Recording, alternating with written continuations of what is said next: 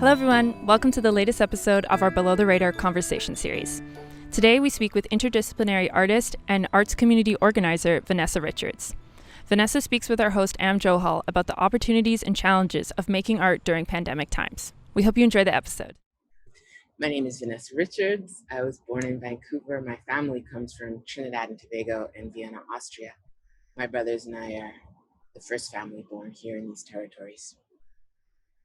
I have been shaped by this territory in a way that I've always been fascinated by and not entirely understood, because I find that it's a common conversation, particularly for first generation Canadians, to feel like, where do I belong and what is my place and where is home? And I've always kind of marveled that this place, and I understood it better when I left, that this place is deeply imprinted in me. And so I'll say that as by way of an introduction, something of like where I've arrived from and how I feel about being here. And I'm particularly committed to here, having been there, and other spots. And I do my work in the world through the arts. I'm particularly interested in how we shape, make, and hold communities. And perhaps some of that has to do with being first generation and not having aunties and uncles and cousins in this extended village. I've been pretty interested in how to make a village. And my work in the arts is based on a foundation of music, literary arts, performance arts, a lot of collaborative arts. And I'm keen on community music, singing in particular, and the ways that singing and songs can be an abiding force, an abiding resource, an abiding energy in common life in a way that is would have been more familiar to almost everybody's ancestors. I'm really not aware of people who didn't sing. There's been some, even nowadays, there's some religious misconceptions that suggest to sing is not appropriate. But the human condition is one where we take great expression, comfort, solace, joy, and adventure in what the human voice can do in communication with its own soul, but also the soul of everybody around us. And in this way, this sort of human desire to sing, to be together, to be a part of community, you've been doing this for a long time here. And in this pandemic moment where choirs are singing together in enclosed spaces have been identified as a place where the possibility of spread is magnified. For people who are in community in that type of way, it brings like such joy to sing together with others. How have you sort of dealt with that challenge, given with the Woodward's Community Singers and now your group, now Van Song Society? How have you tried to still sing together, or how did you think through that moment and that kind of problem that presented itself so suddenly?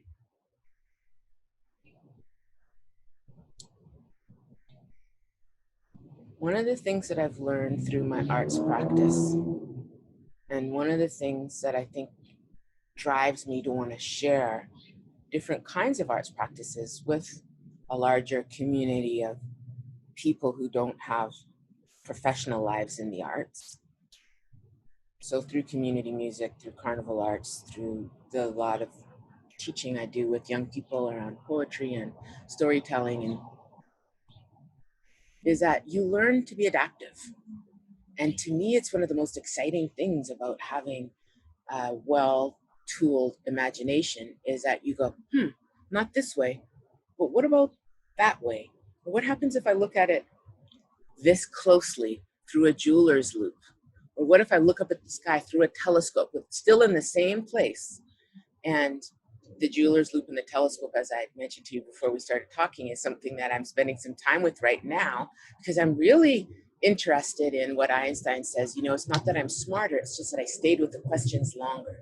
And I know that the way my eyes work and the way that the habit of my mind works is to think that I'm seeing everything and that what I see is what's so. And that is absolutely not the case. And I feel that my practice of music, poetry, and performance, and community collaborative arts, social engaged practices, social arts practices, participatory practices, whatever you want to call them, like, but working with people, working with that huge unknowable factor, as opposed to if I was a textile artist embroidering tapestries or something where it was all my own jam. I've really been paying attention to how people work and how to understand and how to get around challenges, and it's handy. So do you sing over Zoom, or like did the technology not work? How have you? The technology does not work in Does the that way work that out? no, what happens, and it might even happen on this microphone, is that the what do they call it, physics of the sound waves, you know, the microphones are programmed to try and find the dominant voice and clamp down on everything else, which is why when you have too many people speaking at once on what used to be a party line on the telephone or on Zoom calls, is that it clamps down all the other sounds. And it's also clamping down on this saw. Exactly. It's just the music of the neighborhood. Yeah, it's clamping down on all these other, it's hopefully this microphone is going to pick us up and eliminate some of those other sounds. So the technology doesn't work um, as a, excuse me, the technology works in the way that it's supposed to in order to think about singular voices. The experience of singing with people is completely transcendent. And people who like to sing with other people, and that's certainly not every singer, you miss the sound of other voices. So it's not been an easy transition, because when we sing on Zoom, myself and my accompanist, our accompanist Martin, we sing together, and sometimes some other singers have come with us. So we have like three of us. Ilana plays fiddle, and she will play fiddle and sing with us. And then the people on the Zoom will hear the three of us, the two of us, but they will only hear themselves in the room, just like you listeners, if you're singing to yourself at the moment or humming to yourself as you listen. You'll only, so that's a part you can just get rid of. I'm just nattering on about that. But you've also been dancing in the dark. yeah, I want to finish. So what happens on with the what has been happening on the other end of the Zoom from what the singers have been telling us. So we are still a drop-in choir. So Van Song Society morphed out of Woodward's Community Singers, which, you know, started when the Woodward's campus at SFU was building, and I was doing work similar to yours as the university considered what community engagement might look like. And at that time, my practice was as a musician who had done some harmonizing in my music life, but I certainly wasn't a choir leader. But I understood at a point when I'd seen it in action that this might be a way of bringing more people together in an equitable way, that when you sing, you're creating something new and every voice is required. And so I was pretty excited about that. And I've had to rethink and relearn how to be a musician in a really different way. So when people are singing in our choir now through Zoom, in the Zoom room, blooming in the Zoom room, staying tuned in the Zoom room, they get to hear just themselves, or themselves in relation to these other voices coming through. Or sometimes they're singing with their family, and that's been wonderful too. So we've got, some of our singers have children, and they've got elders in the house who didn't always find it easy to get to choir because it's dinner time, or, you know, all the demands of family life. So in some ways, it's made a bigger availability for the experience of singing and being led through songs and introduced to new songs, and to have an accompanist like Martin, who plays beautiful guitar, he plays cello. He hasn't shared his trombone yet, and we've done his accordion once.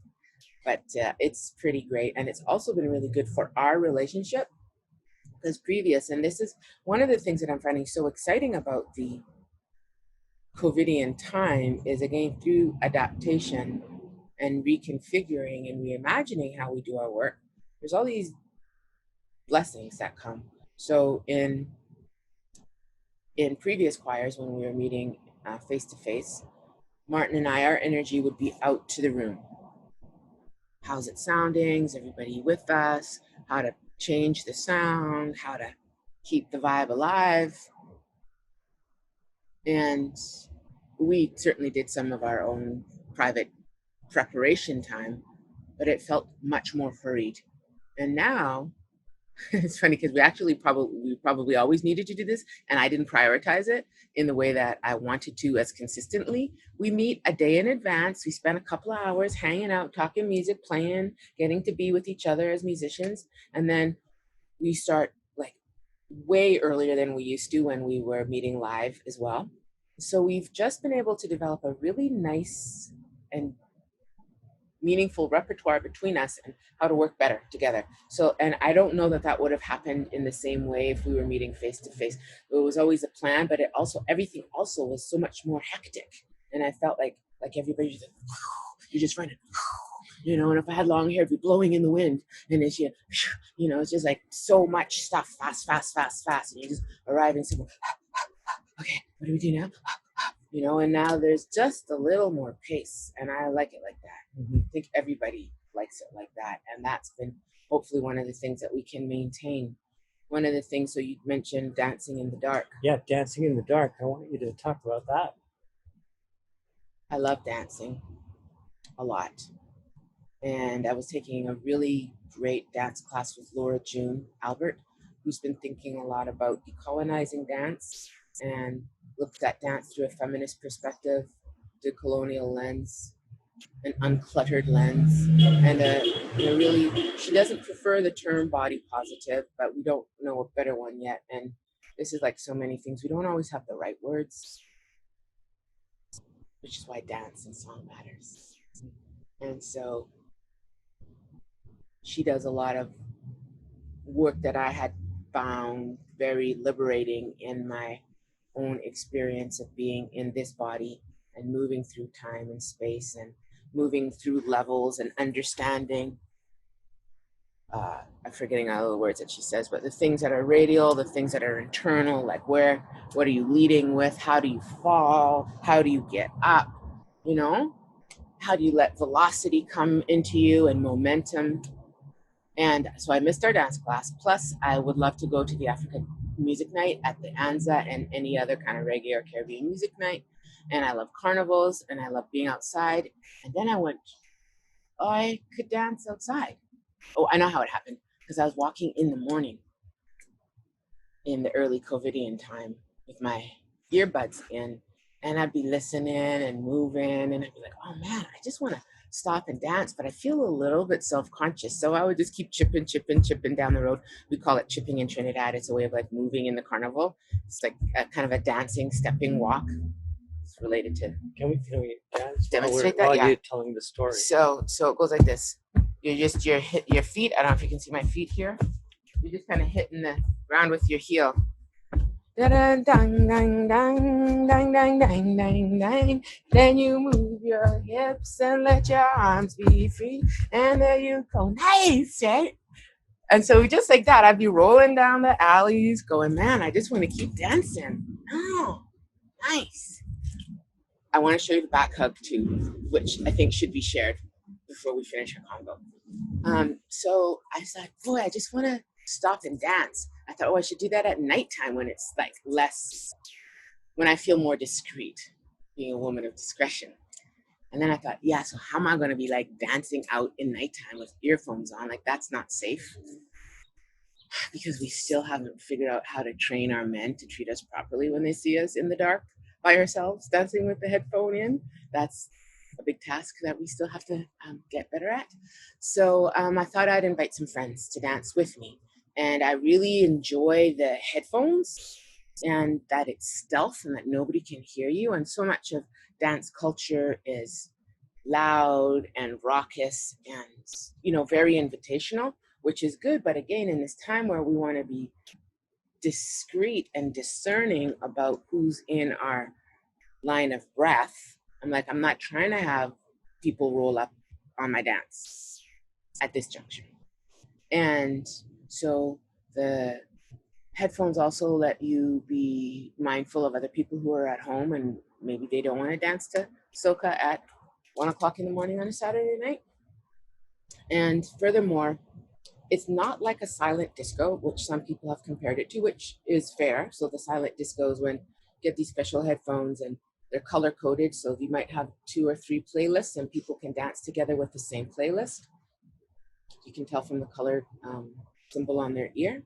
Apparently, I've not done it yet. But what's unique about our dancing in the dark that I devised is people take turns being DJ.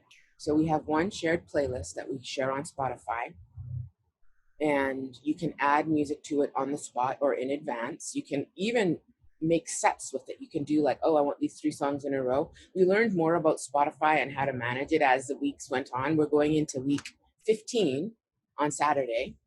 And it's just super great fun because then you can say, oh, I've just heard this new artist, or I'm loving this track right now. And you can share it with people. And then I play a track. And then you might think of, oh, I know, there's a track on this that we played 3 weeks ago that would be perfect after this. So we get, again, this very nice collective energy. We're sharing, we're participating, but we've got one framework to work within. And again, and having an arts practice, I love parameters, right? And I think this is one of the other benefits of unprofessionalizing the arts, is getting people to see clearly how great restrictions and parameters can be, and how that creates another kind of freedom and flexibility because you don't have option anxiety. And plus, the dancing is really, really fun. You take a drink, take a smoke, whatever you want. Totally. It's just all of these things are opening up that people were already doing, having a drink in the park to whatever. There are things that are going to remain after the moment goes away. And there's something really nice about that. And just wondering, in terms of your conversations with friends, other people working in the arts, how are they thinking through the moment? In terms of, festivals aren't on, but other ones are. There's clearly people are needing to get through this time and moment, but also a lot of artists' livelihoods have been affected during this moment as well.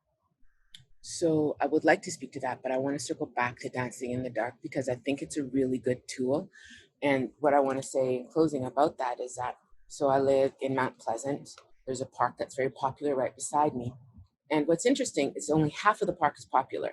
And there's a school and a school ground and a playground and big wide open fields that are empty in the nighttime. And so again, it's like, well, what happens if you pull yourself away from the bigger conversation, find a space where there's space and re-inhabit it in another kind of way? And I feel like some of the pain and suffering that people have had in the experience of isolation is because we've not fully considered the opportunity the options give us. And so it feels like, well, if I can't do this, then I can't do anything. And it's not true. And so people who had said to me, oh, I really miss, I want to get back to the livelihood stuff. Oh, I miss dancing. I miss people. Well, we have been really fortunate in British Columbia to have the kind of public health leadership that we've had. They've always said go outside. Part of my COVIDing experience and why I wanted to talk to you here is because you've been having friends at a distance, small groups of people, and we've been adhering to the protocols, but really, really massaging them, right? And allowing ourselves to be both safe and social. And I think that's not to be lost in the mix, right? And how important it is to work imaginatively within the parameters that we have. I certainly know a lot of people who've been impacted by the loss of livelihood through the cancellation of live music. And many people have been turning online, myself included, in terms of what we do with our choir. I don't know how long that can sustain itself, and I don't know how long CERB will last for anybody. I'm not confident that there won't be great financial hardship for many and most all of us. Now, Vanessa, this is also beyond COVID. It's a heightened political time, protests happening in the United States around racial justice, Black justice, around policing, and also here in Vancouver, where there's been giant rallies, really important groups of young people mobilizing. You've been involved with Hogan Valley, with the Black community on many, many fronts with different organizations. I'm wondering how you read this political moment and how you think about it in terms of the community here in Vancouver. Mm-hmm. One of the things I believe COVID did is sensitize people to our interconnectedness and to our vulnerabilities, to what feels right and what feels completely inappropriate, no longer useful, and needs to be kicked to the curb. I think this has had an impact on the receptivity for people who are non-Black people to say, yeah, this whole system of anti-Black racism is a mistake, a problem, and we need to get right. We need to get right with the territories where we live on, and that we're invaders, we're an invasive species. And myself, as a stolen person on stolen land, I still have a perspective of myself being an uninvited guest here. There's different conversations around the role of Black people on Turtle Island. My personal opinion is that I still hold the responsibilities as a settler being here. And those responsibilities are written in blood. So this moment, which Vancouver is a part of, which Canada is a part of, is a reckoning. And I think it's a particularly interesting one for Canada because we've accused ourselves from this conversation as being irrelevant to our history and our current and contemporary lives. And people of African descent people will always tell you, well, that's not true. Right? Nova Scotians will tell you that's not true. Black people in the North will tell you that's not true. Anywhere we are, we'll tell you, yeah, it's not entirely true. So this is a great moment for seeing our collective efforts and asking Canada to have the conversation with us now in a heightened way. The young people that are in action right now are so impressive to me. Their organizing capacity, their willingness, their fearlessness, their intergenerational connectedness, and their capacity to get stuff done and to work on all mediums. We have had in Vancouver, so as I mentioned, I was raised here and I know what it feels like to grow up in a smaller Black community, and I've seen this grow. But I've also been held in it as I was growing up. So when I was growing up, our family would go to Brockton Oval, play cricket with all the other Caribbean people, and there'd be steel bands and big pots of food, men in white clothes playing the very elegant and sonically fascinating game of cricket. That's right. Right? There's a big Fijian community that plays there too. And yeah, right? I mean, it's a big Commonwealth game. Yeah. It's a colonial impact that I think we made our own. And when I came out of the experience of my family, like childhood family Black life, and into the broader world and finding a community of thinkers and other artists that I'm interested in, that Black community became larger internationally.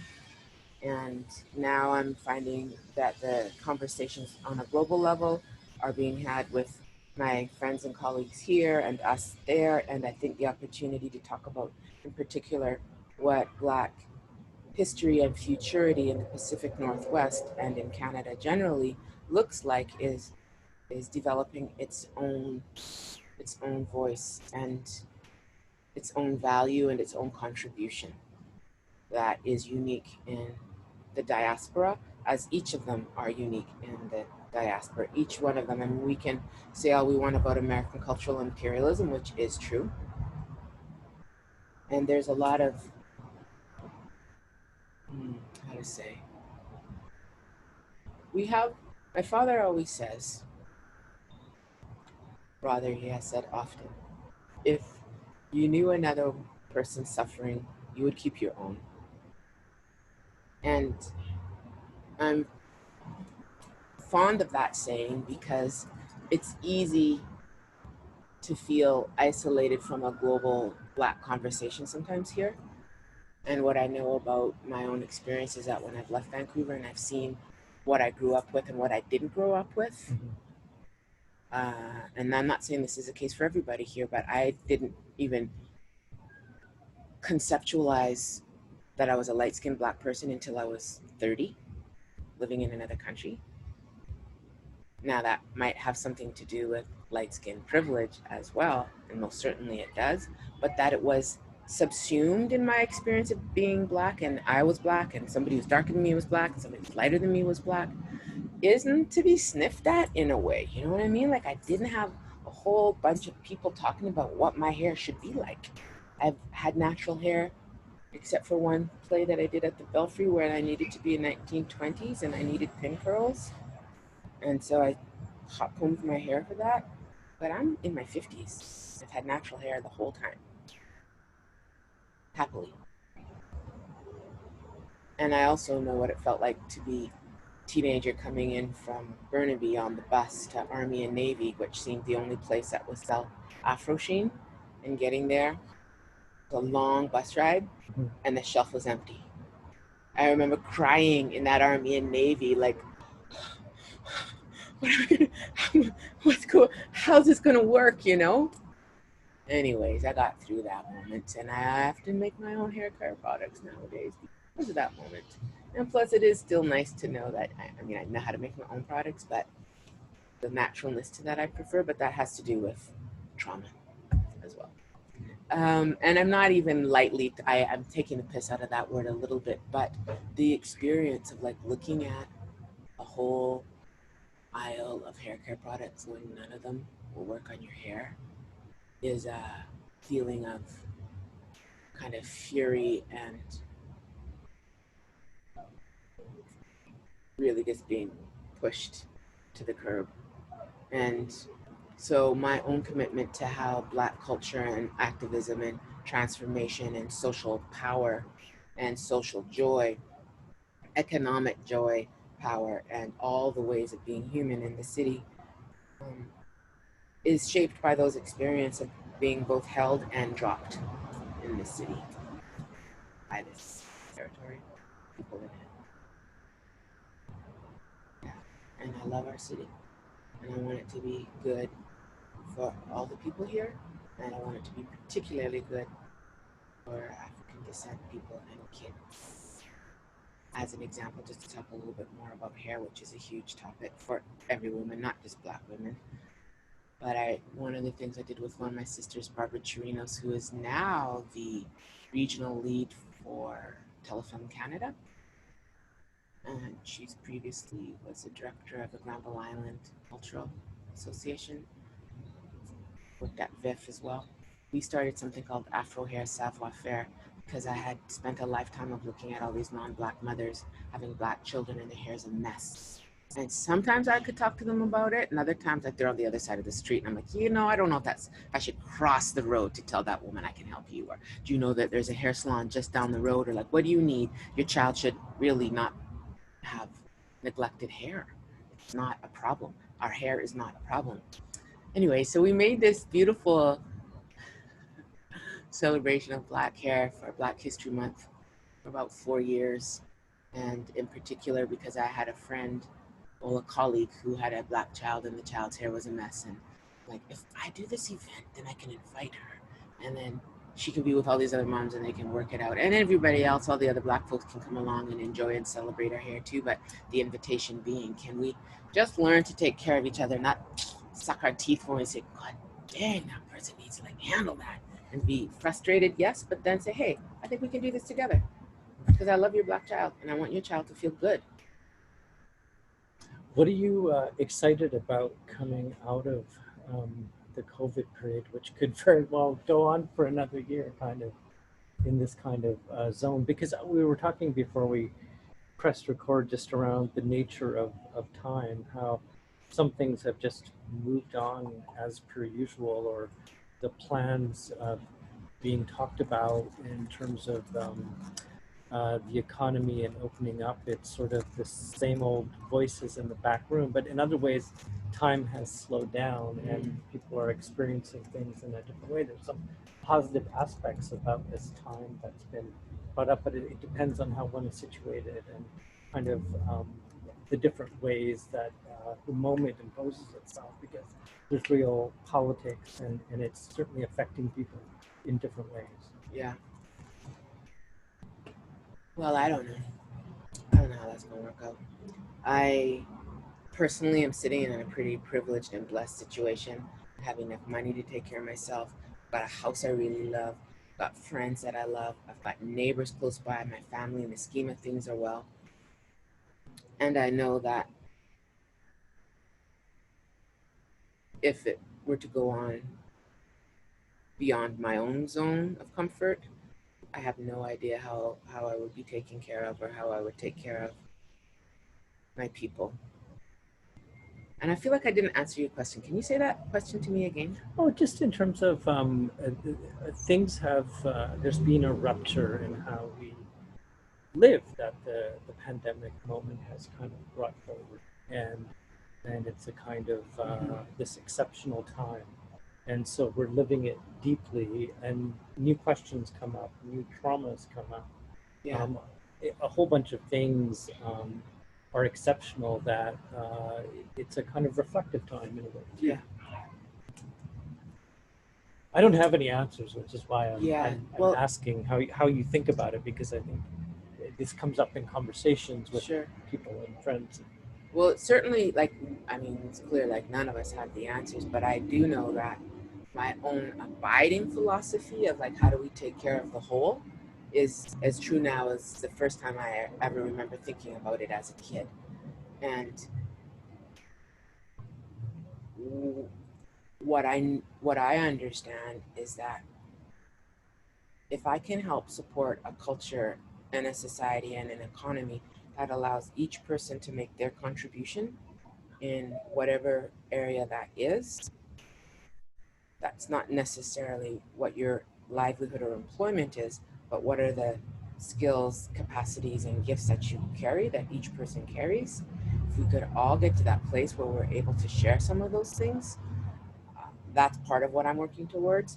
I've been having the experience of, when we do Zoom, our choirs recently, there's been a number of, so some of our singers work in disability rights and justice and access and equity. And some of them have been historically through the years bringing some of the folks that they work with. Some have developmental disabilities and are coming through programs like Kudos, where they're building friendships and relationships with people with different, neurodiversities. And so now in the Zoom land, it's quite great. Some of my colleagues are teaching people how to navigate social relationships. So it's common in choir. We did our last choir of the season yesterday, and then we take 6 weeks. So we go 40 weeks of the year. It's a lot of singing, right? And one of the things I love about drop-in is you don't know who's going to show up. And I love the conversations and that feeling of staying on my toes and improvised. And so some of the people have been talking to us recently are learning online etiquette and also have a different filter for enthusiasm. So some of the folks will be like, Vanessa, I just want to tell you right now, I really like that song. I didn't like the last one very much. I'm like, yeah, okay. Or somebody will be like, one of the person yesterday, they're like, Vanessa, they wrote in the chat, I'm really upset right now. I'm really upset right now. And I'm wondering if you could talk to me. Somebody could talk to me, right?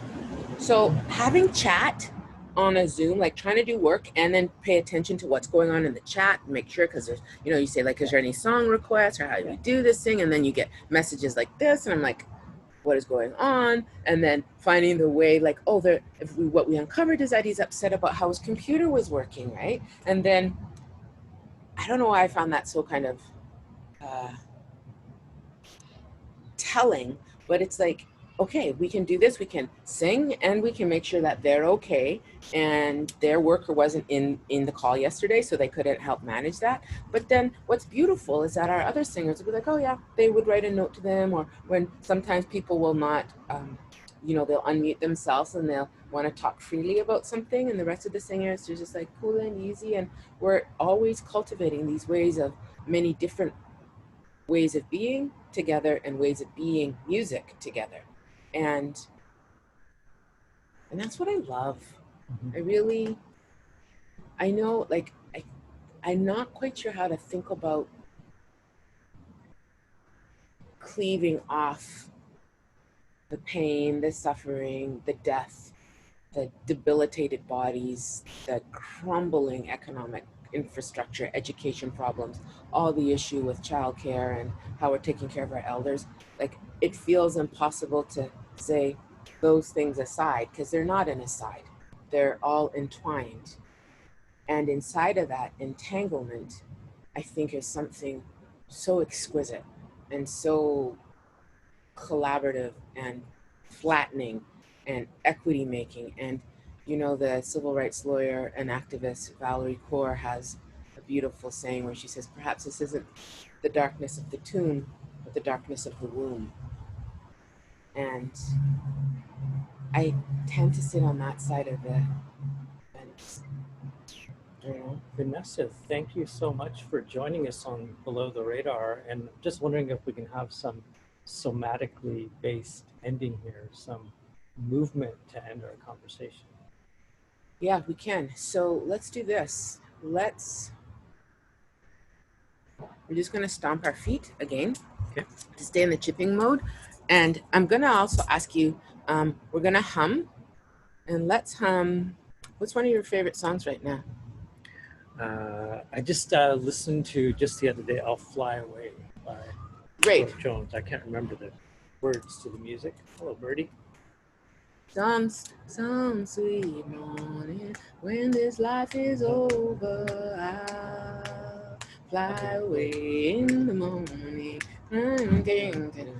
Hallelujah, by and by, I'll fly away. And then the chorus says, I'll fly away, oh glory, I'll fly away in the morning. So what we're going to do, we're not going to sing it, we're going to hum it.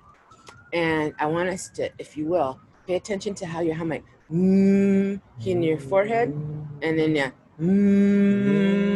on your chest, and right here. So what we're going to do, as we're humming, what it does is that it massages your vagus nerve, which goes from top of your head down and circles your gut, which is the nerve that tells us when we want to flee, fight, freeze.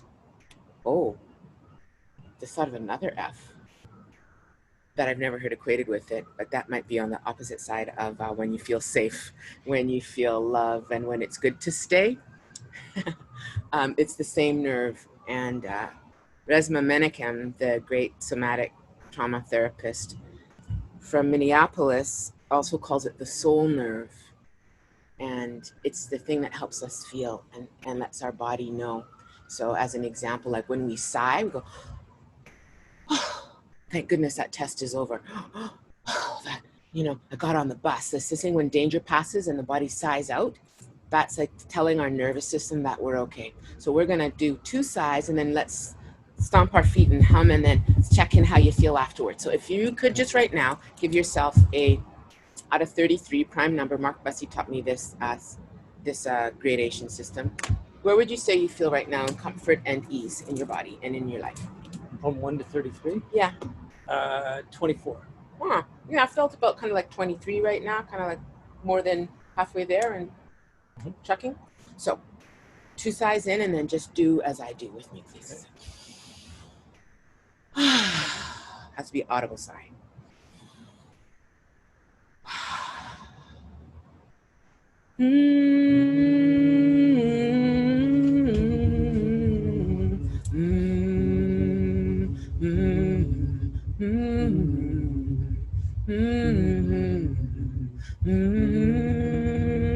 vocal.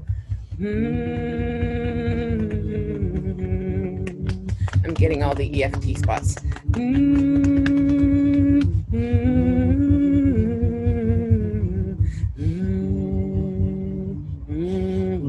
In the morning.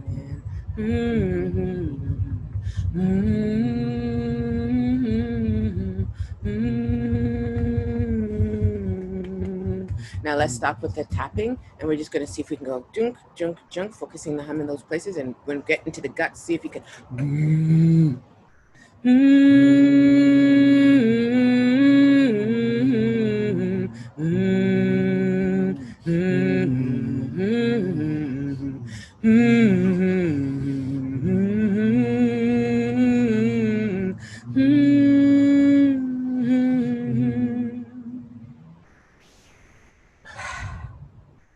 Thank you so much, Vanessa Richards. 1 to 33 now. 29. I feel like I 30. feel definitely in that 30, zone too. 30, Right? 30, yeah. See how simple it is? Like, we actually have everything that we need. Thanks again to Vanessa Richards for joining us on this episode of our Below the Radar conversation series.